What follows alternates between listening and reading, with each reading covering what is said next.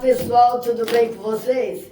Estamos aqui mais uma vez com a VovoCast, desta vez com uma pessoa maravilhosa que veio aqui nos visitar e claro, né, eu aproveitei para fazer o VovoCast com ela, que ela tem muito, mas muita coisa para passar para a gente. A Tati, né? Tati, eu vou deixar para ela se apresentar. Olá. Por gentileza, Tati. Muito obrigada pelo convite, dona Neuza. Estou muito feliz de estar aqui no VovoCast, que a gente pode, né?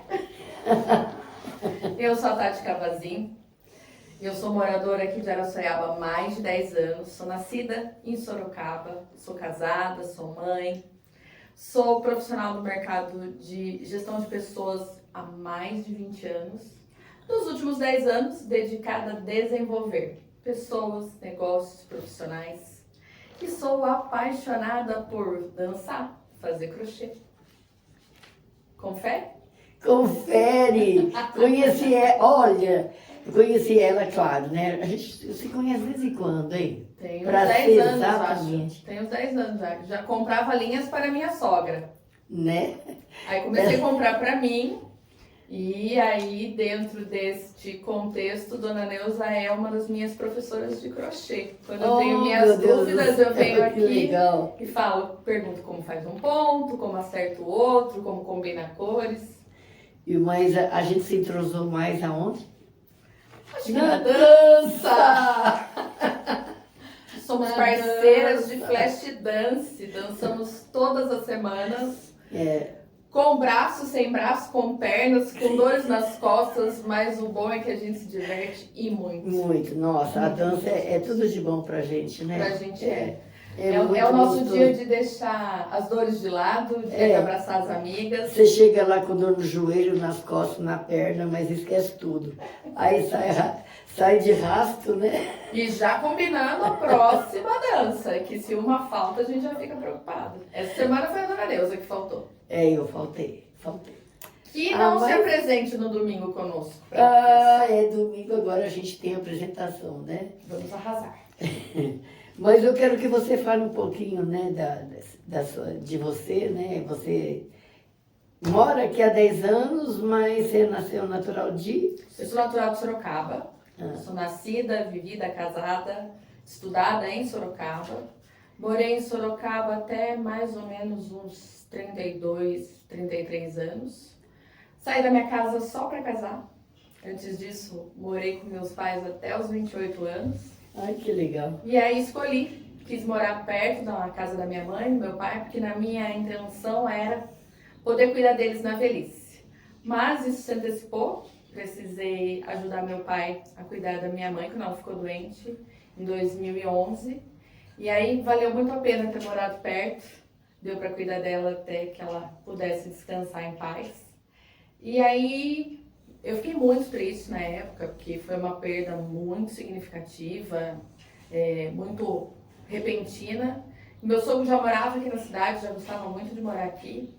E aí ele fez um convite para o meu marido que a gente pudesse ressignificar a nossa vida e abriu as portas da casa dele. Ele mudou, ele veio morar na cidade e eu vim morar na chácara. E foi aqui que eu comecei a me curar, foi aqui que eu comecei a entender que o valor da vida não era só trabalhar, que apesar de ter sempre muito perto da minha família, eu sempre fui uma pessoa que trabalhou muito. E aí foi quando eu comecei a pensar em ter filhos, foi quando eu comecei a querer ter bichos, cuidar da minha saúde. E foi aqui que eu me encontrei como profissional, como mãe, como mulher. Sou muito feliz fazendo o que eu faço. Mas conta pra mim como é que você iniciou a sua carreira. Quando é que você teve esse gosto por aquilo que você está fazendo hoje como professora? Eu sou apaixonada por gente da vida inteira. Sempre gostei de conversar, sempre fui de ficar observando o que as pessoas estavam fazendo. Venho de uma cultura de trabalho que a gente precisava trabalhar ou no banco, ou ser administrador, ser advogado ou médico. E eu fui ser bancária. O banco não me realizou como profissão, a não ser o contato com as pessoas. Depois disso, fui fazer faculdade de comunicação, mas eu gosto da burocracia, gosto de lei, gosto de direito. E minha mãe falava que eu era muito queixuda, sabe? Que eu precisava ser muito sabedora das coisas, porque eu sempre fui muito certeira. E eu não gostava de quem falasse que eu estava errada. Então, isso me levou a estudar muito. Nessa jornada de quase 28 anos, eu trabalhei em empresas familiares, cuidando da parte administrativa e gestão de pessoas. Entremeando ali, cuidar de gente e cuidar da burocracia. Quando a minha filha nasceu, em 2017, eu fui desligada de uma cadeira de 10 anos de gestão, e isso me pegou desprevenida. E eu falei assim, o que eu faço agora? O que eu faço daqui para frente? Como eu estava há muitos anos no mesmo setor, o mercado não me reconhecia como profissional, então por mais que eu tivesse um cargo alto, tivesse um salário significativo, ele não reconhecia isso, porque era um setor muito específico. E ele começou a falar que eu não era quem eu falava que eu era. E aí eu percebi que eu não tinha dado manutenção na minha carreira. Eu tinha deixado a cargo das empresas, tinha deixado a cargo dos meus chefes. E aí acho que num rompante, numa revolta, eu falei, não, eu tenho valor, eu existo. Joguei todos os meus certificados no chão e comecei a escrever a minha história profissional. Daqui eu gostei, daqui eu não gostei, isso eu não quero fazer mais. E eu vi que muitas pessoas passavam por aquilo. Passavam por aquela dificuldade de pós-maternidade retornar ao trabalho, ou mudar de cidade, ou mesmo o etarismo, né? A gente vai ficando mais velho, parece que a gente vai ficando descartável do mercado. E isso mostrou que eu tinha uma possibilidade de ajudar outras pessoas. E que eu tinha chegado na fase de não mais acumular e começar a espalhar. E foi aí que eu comecei a buscar conhecimento para como estruturar todo esse conteúdo, né, de quase 30 anos, como estruturar isso de forma que eu pudesse ajudar outras pessoas.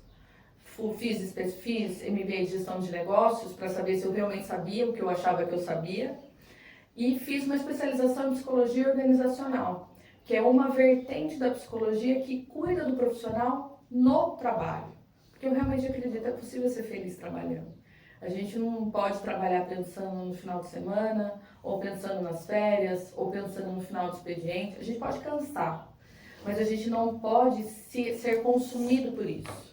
E aí, através da psicologia organizacional, eu me vi usando o dom de fala que eu gosto, eu me adoro me comunicar, tendo a possibilidade de ajudar empresários a treinar performance, empresários que querem ter negócios, porque a gente teve, principalmente na pandemia, um boom, né, de microempresas que nasceram por necessidade e sem ter recurso nenhum, assim, sem saber vender, sem saber como ofertar o seu trabalho.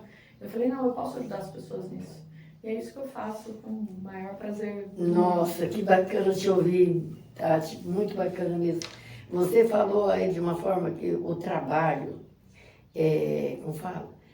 De uma forma que eu penso nisso também. Eu sempre procurei trabalhar, fazer do meu trabalho a minha alegria, o meu divertimento. Porque aí se torna mais prazeroso, mais gostoso. Agora não é, vou trabalhar, meu Deus, vou ter que trabalhar de novo, de novo, mas não.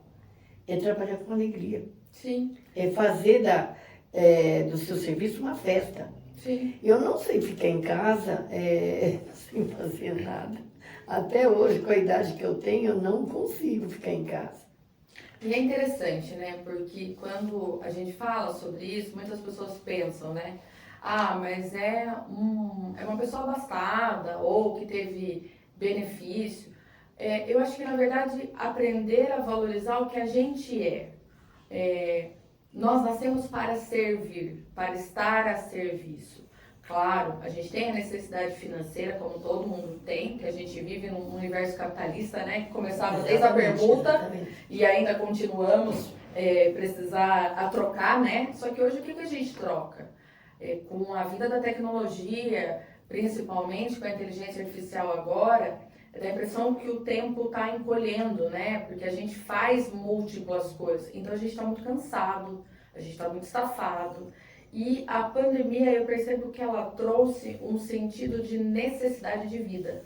Porque a gente esteve tão perto ali, iminente, de dor, de uma dor que a gente não conhecia, que a gente só tinha ouvido falar na guerra, e a guerra está mais longe, né, de quem tem 50, 40, 30, 20 anos, que a gente não tinha vivido uma grande crise. E essa crise sanitária, o que ela trouxe? Uma necessidade de vida. E essa necessidade de vida trouxe essa necessidade de não me separar mais. Eu sou uma pessoa profissionalmente e eu sou uma pessoa em casa. Não, nós somos um ser único. Então a gente precisa, sim, conseguir exercer a nossa verdade, exercer os nossos valores, exercer as nossas crenças no lugar que a gente trabalha. Ah, mas sempre dá para fazer isso? Nem sempre.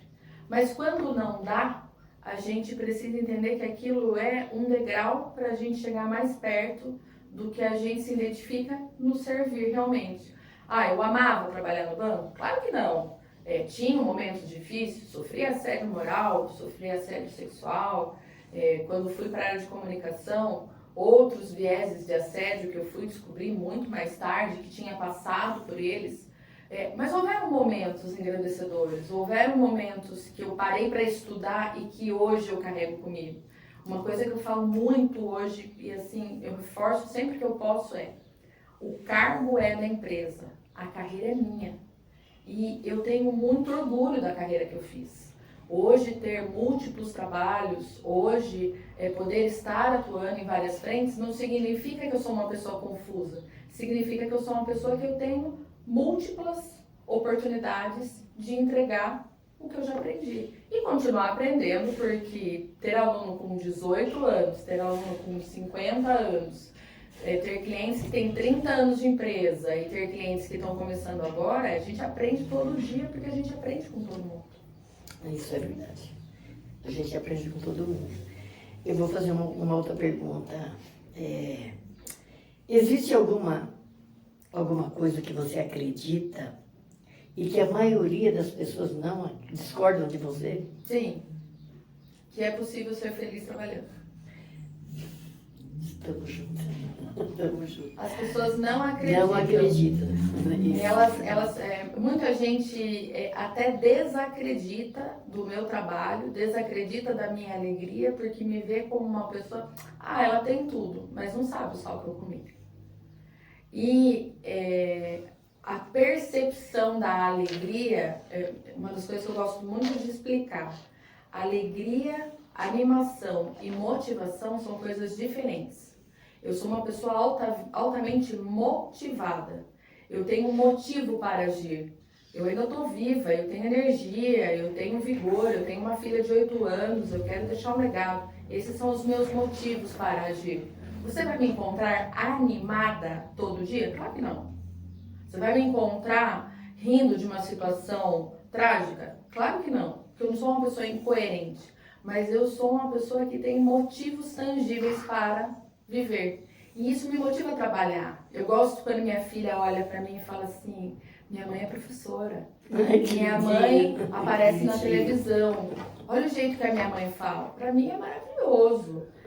Minha mãe é divertida, minha mãe é engraçada. Mas ela sabe que a mãe tem dor. Ela sabe que a mãe sofre. E no trabalho a gente também tem dor. Porque a gente tem dificuldade. Mas se aquilo pesa na alma, não é pra gente. Eu realmente acredito nisso. E muita gente não acredita. Olha, eu tenho uma amiga muito querida que fez umas perguntas, ela pediu para que eu perguntasse para você. Vamos lá, se a gente conseguir, a gente responde. Então, lá vai. O que realmente motiva um colaborador, corta. Pipi. O que realmente motiva uma colaboração, uma recompensa financeira, reconhecimento, um propósito? O que realmente motiva? Eu percebo hoje que o que motiva colaboradores é realmente a empresa entender qual é o motivo dele. Porque hoje a gente precisa se conectar com as pessoas como pessoas. As pessoas nas empresas, elas não são mais números, e as empresas que entenderem isso, elas vão sair na frente de muita empresa. Em cultura, em clima, em ambiente, Porque cada pessoa tem uma motivação particular. Exatamente. Uma pessoa muito jovem, ela tem uma motivação financeira. Uma pessoa que está ali com seu primeiro filho, precisando de um convênio de saúde, ela tem uma motivação financeira, mas ela tem uma motivação de necessidade de qualidade de tempo. Uma pessoa que já passou por uma fase da vida, por exemplo, alto dos seus 35, 40 anos, ela precisa ter sentido. Se o que a tua empresa vende não conecta com o sentido que ela tem, ela não fica. Então, assim, hoje não existe mais uma motivação única. A gente precisa olhar para as pessoas individualmente. Existe na antroposofia, que é uma filosofia, que fala justamente disso. Nós vivemos fases da vida. E quanto mais a gente entende qual é a exigência da fase, dos 7 aos 14 anos, dos 21 aos 28, mais fácil fica da gente perceber o que é a necessidade do outro. Porque quando um funcionário entra numa empresa, ele não entra apaixonado pelo que você faz. Ele entra pelo dinheiro que ele pode ganhar. Então, o que faz com que ele permaneça? Quando você olha para ele, ele existe. Mas isso precisa de tempo, isso precisa de intenção e precisa principalmente você reconhecer que essa pessoa, motivação, ela não é um degrau seu, que muita empresa usa o funcionário como degrau dele. Não, ela é a parte mais importante para que você alcance seus sonhos. Então, se você não divide seus sonhos, fatidicamente, esse colaborador vai embora. Esse é o problema da maioria das empresas hoje. Então, é possível, mas temos que olhar individualmente. Nossa! Como identificar quando um profissional está desmotivado, antes que isso afete os resultados? É interessante, muito obrigada pela pergunta. A desmotivação, ela não aparece da noite para o dia. Ela vem da falta de relacionamento. Era uma pessoa que estava sempre conversando, hoje está conversando menos. Era uma pessoa que sempre chegava no horário, começou a chegar atrasada. É uma pessoa que sempre se envolvia, não se envolve mais. Então, ela vai dando sinais que ela não está mais ali. Ela vai dando sinais que ela está se desconectando. Um funcionário, ele não, salvo se ele for uma pessoa altamente influenciável e numa conversa de bar tenha tido uma conversa com uma pessoa muito descontente com a tua empresa, da noite para o dia ele não se desmotiva. Mas ele vem gradativamente e ele vem te mostrando, ele começa a reclamar, ele começa a fazer menos do que o mínimo obrigatório. Então, se esse funcionário está sendo acompanhado em performance, atitude, em comportamento, você consegue perceber. Se você está olhando só os números dele, provavelmente você só vai perceber que ele foi embora. É bem assim, bem por isso mesmo, né? A pessoa vai perdendo a vontade, o ânimo, o desejo de estar ativo naquele propósito. Sim.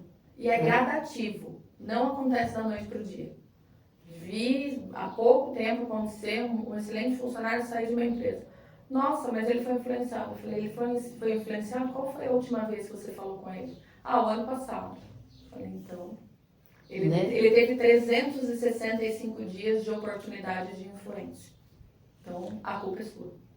Exatamente, porque se você não dá um pingo de atenção, porque a gente tem que ter esse feedback aí. Tem que ter. E não é uma coisa de um ou outro segmento. É uma necessidade do mercado de trabalho como um todo. A pressão por metas aumenta a performance ou gera bloqueio? Depende. Depende do quê? Se o teu colaborador ele for uma pessoa que seja motivado por desafio, a meta é uma excelente ferramenta. O jogo é uma excelente ferramenta. Mas se ele é uma pessoa que quando você impõe você traça um parâmetro para ele alcançar e ele trava, aí ele não consegue performar, aí ele se sente ansioso, aí ele entrega menos do que ele entrega, você está com o colaborador errado. Então, se a empresa tem um formato de trabalho, o que ela precisa? Encontrar pessoas que tenham esse mesmo formato de entrega. Não é todo mundo que se sente motivado por atingir meta, não é todo mundo que se sente energizado numa competição. Tem gente que prefere falar assim, bom, já que vamos competir, eu paro por aqui e você ganha a corrida sozinho. Eu sou uma pessoa que não sou competitiva. Eu prefiro ir embora do que competir com alguém. Porque eu acho que cada um tem o seu espaço. Então eu não sou uma pessoa que sou motivada por uma meta. Apesar de ter uma liderança natural, de ter uma postura onde muitas pessoas falam assim, você é boa em vendas. Não, eu sou boa em comunicação. Mas eu não sou uma pessoa que fico estimulada por metas. E como? Ai, meu Deus do céu. Olha, por que alguns líderes geram lealdade e outros apenas obediência? Interessante. Quem gera obediência não é o líder, é o chefe. Apenas obedece, né? O chefe gera obediência, porque ele gera a subjugação.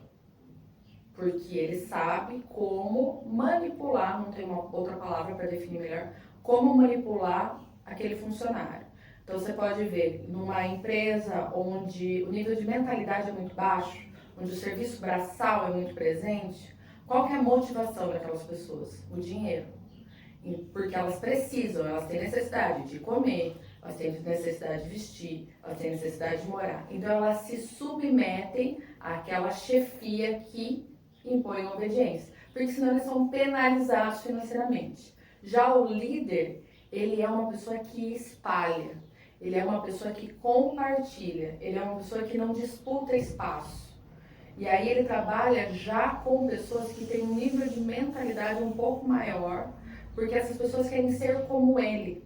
E ele não tem com ele a sensação de que se ele dividir, vão estar tomando o lugar dele. Tanto que hoje a gente tem um trabalho gigantesco para fazer entre o que a gente ouve falar sobre líderes e o que realmente é liderar.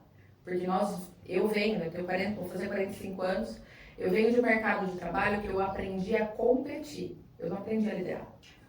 Eu me tornei líder depois que eu saí do mercado de trabalho tradicional. Porque eu primeiro precisei liderar a mim mesma, entender quem eu era. Mas como corporativa, eu fui uma chefe e uma chefe de punho de ferro. De realmente ter um bom mando, ter um bom comando pela dor, não era pelo amor. Era por esse subjugar e como vivi os dois lados da moeda, não sou mais assim, graças a Deus não sou mais assim. Mas vivi esse lugar tanto sendo subjugada como subjugando também. E percebi realmente que quando você começa a compartilhar, as pessoas se aproximam de você. Só que a gente não aprende isso. Porque não existe um botãozinho na gente onde você fala assim, bom, agora você atingiu um ponto que a partir de agora se divide. Você aprendeu só competir. Então, realmente, para liderar, é necessário ter um treino dedicado de autoconhecimento. Aí sim, teremos melhores líderes. Por enquanto, a gente tem um monte de cacique. Nem chefe não são. Cacique é boa. Bom, mais uma aqui, hein, ó. Como o ambiente emocional da empresa impacta vendas e produtividade? Meu Deus do céu. Será que os empresários vão bater em mim? Aí, sei lá. Aguardar para ver. Vamos descobrir se eu vou ser linchado na rua. Eu te socorro. Você me socorre? Eu te socorro.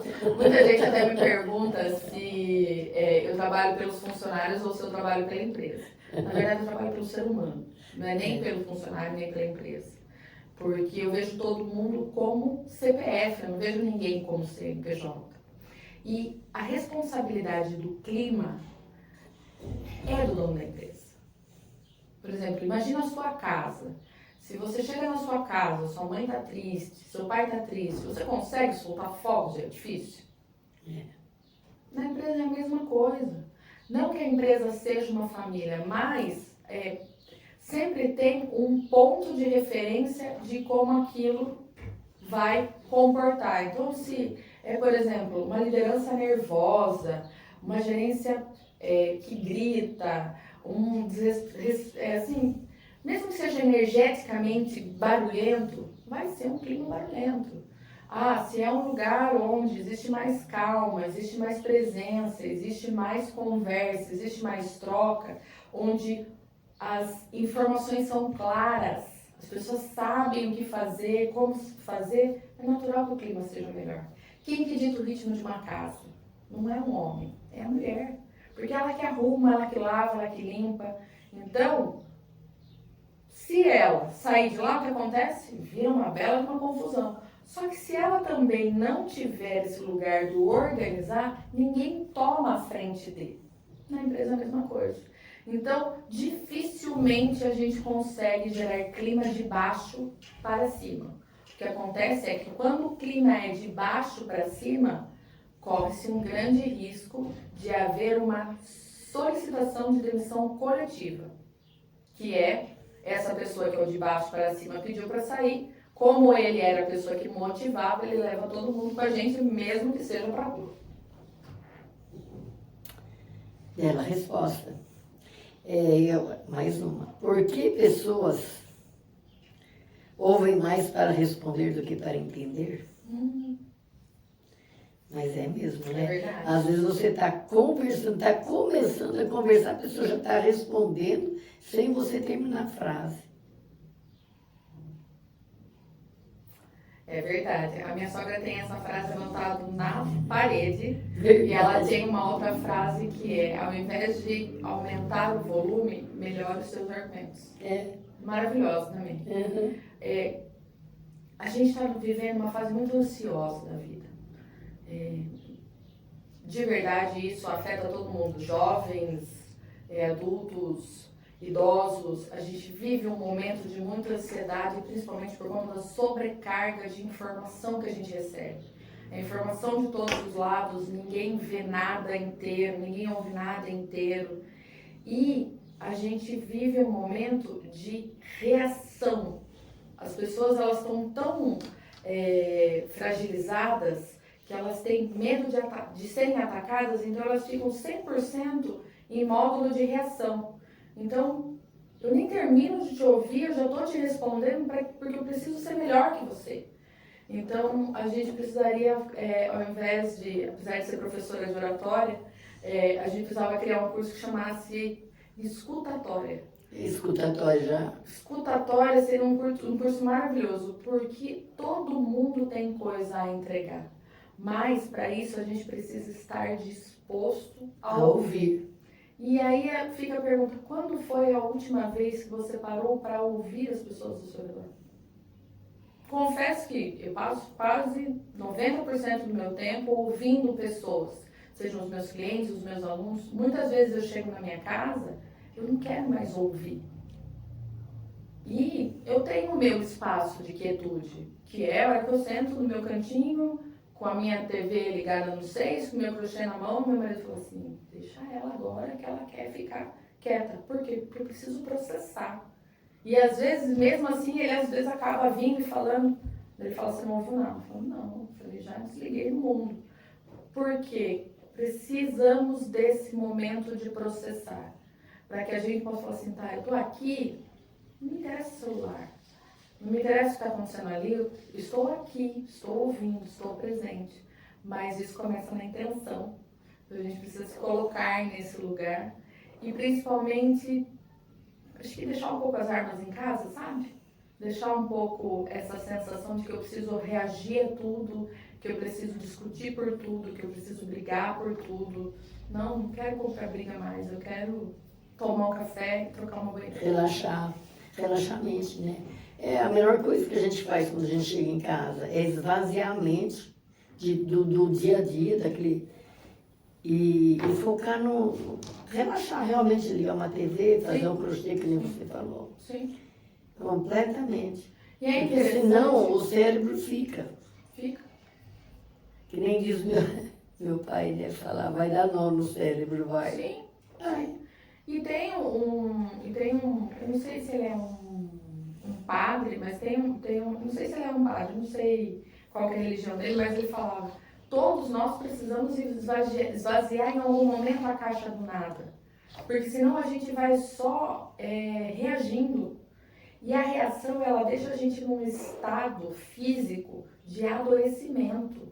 Ela deixa o nosso corpo num estado de retenção que é sempre pronto para a primeira briga, pronto para a próxima discussão, pronto para a próxima reação. E isso na oratória a gente estuda muito, que nem todo mundo está confortável com você. Às vezes você precisa mudar a forma de falar, mudar o jeito, mudar o contexto, para trazer aquela pessoa para você, para ela realmente olhar para você e falar assim, e também aprender o não. Será que é todo mundo que a gente precisa ouvir? Será que é toda a conversa que eu preciso estar presente, que nem agora com grupos de network, com essa expansão das redes sociais? Eu preciso estar presente em todos os lugares? Então, acho que a gente pode se tornar um pouco mais seletivo para que a gente possa estar mais presente, tanto para que sejamos ouvidos e possamos ser ouvidos. Porque aonde você esteja presente, você esteja com qualidade. Exatamente. Porque se você quiser estar presente em todo, você não vai estar você inteira, completa. Você vai estar espedaçada, Sim, né? sim. Vai estar bastante Sim. aos pedaços mesmo. Aos pedaços né? mesmo. Aos pedaços mesmo. E, assim, e tudo isso vem das experiências que eu fui vivendo profissionalmente. Vi empresários incríveis batalharem, assim, darem tudo, assim, recurso financeiro, recurso emocional, recurso físico. E a hora que a empresa estava boa, eles já estavam em frangalhos. Não tinha mais um resquício de amor, porque eles já tinham esgotado tudo. E a empresa dali ia decolar. Ela estava pronta, mas eu falava assim, não quero mais. E eu acho que a gente não precisa viver nesse esgotamento. Eu precisei do esgotamento para entender isso. Hoje, o que eu compartilho, isso, né, que a gente está trocando, vem muito do que eu vivi profissionalmente. Eu fui uma profissional esgotada, eu fui uma profissional estressada, eu fui uma profissional adoecida, eu fui uma profissional de alta performance que desmaiava de exaustão. Então, eu vivi esses pontos que ainda bem que eu tô aqui para contar a história. Eu tenho amigos que infartaram e morreram. Eles não estão aqui para contar a história. Então, hoje, se puder trazer que não precisa ser dessa forma, dá para ser mais objetivo, ser mais reto e ser mais intenso. Dá para ser. Eu acredito nisso. Eu acho que nós você, né, acabou de responder a próxima pergunta. Como o cérebro reage às mudanças e por que tanta resistência, né? Já está explicando. Sim, é porque a gente aprendeu só a reagir. É. A gente não aprende, não é que a gente aprendeu a reagir, a gente vem, principalmente no mercado de trabalho, quem hoje está trabalhando, a gente vem a gente está vivendo uma revolução profissional que era uma escassez de trabalho muito grande, uma retenção do poder econômico na mão de grandes empresários, e isso tudo gerou uma subjugação profissional muito grande. Ou você trabalha para mim, do meu jeito, do jeito que eu quero. Só que hoje nós temos cinco gerações trabalhando simultaneamente no mercado.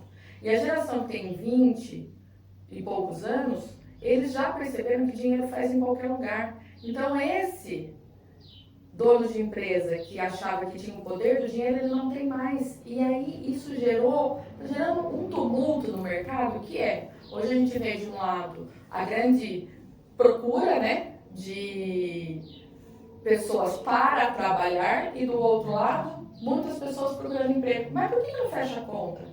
Porque os propósitos não se encontram, que é esse adoecimento.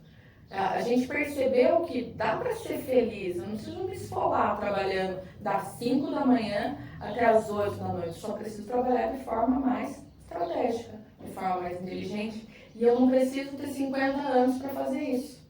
Hoje a gente vê uma meninada de 20 e poucos anos já fazendo isso. Por quê? Eu trabalho 5, 6 horas de maneira mais estratégica, num lugar que eu sei que me remunera e depois eu vou ficar com a minha turma. Então a gente acha que a gente está vivendo uma época aí de muitos aprendizados, de muita troca. E se a gente ouvir mais, se as gerações se integrarem mais? Na minha turma eu tenho alunos de 20 anos e pessoas de 50 anos. E eu falo assim, gente, vamos ser um laboratório de integração geracional. Porque eu quero todo mundo aqui muito bem empregado, quero todo mundo muito bem colocado profissionalmente, todo mundo feliz profissionalmente. E eles estão aprendendo coisas maravilhosas. Tem um menino de 20 anos que é um crânio tecnológico e tem uma mulher de 52 anos que falou assim, eu quero ser estagiária da sua empresa. Eu falei, gente, que máximo, porque ela se viu no recomeço, ela se apaixonou por tecnologia, o menino não asa tecnologia. Então sabe quando você fala assim, é possível? Só que é permissão. Acho que a gente precisa permitir. Permitir. Acho que é mais ou menos isso. O excesso de confiança pode ser mais perigoso que a falta dela? Desculpa, não entendi.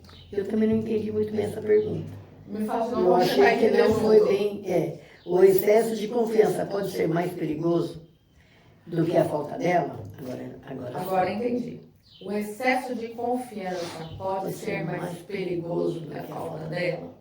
Eu acho que a gente responde essa pergunta usando aquela analogia de que liberdade não é libertinagem, que cabe muito bem. Confiança é uma coisa que a gente conquista. E se ela em algum momento for quebrada, ela não se reconstrói. Tá. Perdeu a confiança. Então, a confiança, ela anda junto com a liberdade. E a quebra da confiança anda junto com a libertinagem. Se alguém se valer da sua confiança, ela tem uma atitude moral ruim. E aí a moral é uma coisa pessoal que a gente não consegue, né? Mexer com a moral do outro, como as pessoas se comportam moralmente. Mas eu posso escolher para estar comigo, não sei. Agora eu quero fazer uma pergunta assim. Já aconteceu com você em suas palestras, em sua sala de aula, seus alunos, alguma coisa engraçada que você não se conteve, que ficou marcado? Já. Acontece com toda a turma nova.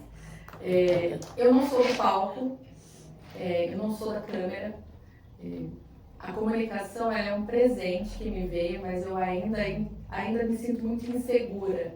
Os primeiros 5 minutos são sempre de voz trêmula, pensando o que eu estou fazendo aqui, por que está todo mundo me olhando. Então, invariavelmente, eu tropeço em lousa, eu derrubo cadeira, cai o microfone da minha mão. E essa semana eu fui dar uma aula e pedindo para a gente usar o microfone. Eu tinha 23 alunos na sala, eu tomei 23 choques, porque cada vez que eu ia tirar o microfone do menino me dava choque. Então eu tenho certeza que esses alunos, nem eu, não vão esquecer essa aula nunca mais. Sabe aqueles estralos? Faz assim, tá! Fala, gente, eu tô tomando choque. Aí o primeiro, o segundo, eles acharam que era brincadeira, depois eles começaram a ouvir. Então assim, foi a base de choque. A aula, então acho que eu não vou esquecer nunca mais. Agora para descontrair um pouco, né? Porque até agora você só falou da... Tomei choque a rolê essa semana. Ai, desculpa. Imagina. Vamos descontrair um pouquinho, né? Bora. Vamos ser mais Sem pais, sem choque. Não quero tomar choque, não tomei choque essa semana. Vamos deixar as suas palestras de lado, que é muito boa. Obrigada. Vamos falar um pouquinho sobre o seu dia a dia, o seu prazer, o que você faz, né, além da dança. Nossa, a dança é uma alegria na minha vida. Nossa, a dança é uma alegria. O bacana, acho que da gente, da maturidade principalmente, isso é uma coisa que só a maturidade dá, né, dona Nancy? Como a senhora falou, é aproveitar o momento, né? Eu amo cozinhar, adoro cozinhar. Quem me acompanha nas redes sociais, todo final de semana me vê com os meus pães. Ou eu faço pão, eu faço massa, eu faço bolo. Tenho os Essa fase minha já passou, tá? Eu faço toda semana, gosto de fazer e gosto de olhar os meus comendo. Minha mãe falava uma coisa que eu achava maravilhoso. A alegria de uma casa e de uma mãe é ver os seus se fartarem das suas mãos. E hoje poder desfrutar disso, vendo meu marido, minha filha, meu sogro, meu pai, minha sogra, é muito gratificante. Eu vou fazer 45 anos, não vou conseguir fazer o menu, mas eu estou pensando no que eu vou. Eu quero fazer alguma coisa. Eu sou do manual, eu gosto desse exercício. Minha mente é muito acelerada, eu penso muito mais do que eu consigo falar. E o trabalho manual, ele me ajuda nesse lugar de tem que parar para olhar. Então, é dançar, é fazer arte manual, que eu adoro. É ficar com a minha menina, dançar com ela, Vou fazer ir nos meus rock and roll, tomar uma cerveja com meu pai. Se você tivesse que ir numa festa, por exemplo, num jantar muito chique, elegante, e tivesse que escolher uma pessoa especial, que não fosse seu marido, quem você escolheria? Para levar? É, uma pessoa que você acha interessante e gostaria de levar nesse jantar contigo. Minha mãe. Sua mãe. Minha mãe. Puxa vida. Minha mãe, Leia. Nossa, minha mãe era a pessoa mais divertida do planeta. Minha mãe era uma mulher linda, alta, de cabelo curto, desenrolada, de bem com a vida, bonita, uma voz forte, era sensível. Por que ela foi embora? Minha mãe teve câncer, com 57 anos. Ai, que dó. Foi bem jovem mesmo. Foi em 5 meses, assim, entre a gente descobrir ela faleceu foi 5 meses. Então minha mãe era uma mulher vibrante, ela era uma mulher da vida. Ela era uma companhia que a gente tinha que marcar a hora para ir embora, porque senão a gente ia fazendo, ficando, né? Ela adorava dançar, ela adorava estar com ela. Esse meu gosto da liberdade, de manter os meus amigos até hoje, de fazer meus passeios sozinho, minhas viagens sozinha, às vezes eu falo assim, Maria, você fica hoje que eu vou passear. Sair com meu pai, é da minha mãe. Minha mãe tinha uma energia de vida. E quando ela foi embora, eu fiz uma escolha que foi que todos os meus dias seguintes fossem extraordinários. E tem sido. Vou fazer com você agora um toma lá da cá. Manda. Um cantor, Fábio Júnior. um ator.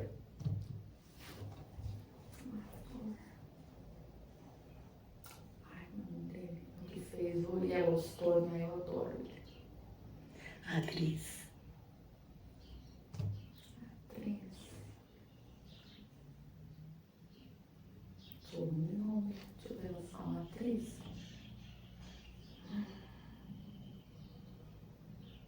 Suzana Sarandon. Suzana Sarandon. Adoro. Esporte. Esporte. Basquete. Você gosta de basquete? Adoro. Fui jogador de basquete. Ai, que gostoso. Joguei no Leite Moça. Ai, que legal. Teve até certificado. Deixa eu fazer uma perguntinha. Quando você veio para Araçoiaba, o que mais te chamou a atenção? Aqui, a sorveteria. O que te perdeu na atenção? Foi. Ah. Nossa, eu adoro, tanto que é a única sorveteria que eu vou até hoje. Eu fui em todas, mas essa é a que eu vou sozinha. Foi a sorveteria. Tá bom. Pra mim, a melhor sobremesa do planeta é sorvete. Livros. Livros. Tem um livro maravilhoso que é O Outro Lado da Meia-Noite. Ah, tem o meu aqui também, ó. Mas eu não li ainda, né? Quero ver se esse andarilho aqui. Eu tô vendo a capa do andarilho e me chamou, mas por enquanto eu não li. O Outro Lado da Meia-Noite eu não li. Filme. Filme. Nada dura pra sempre.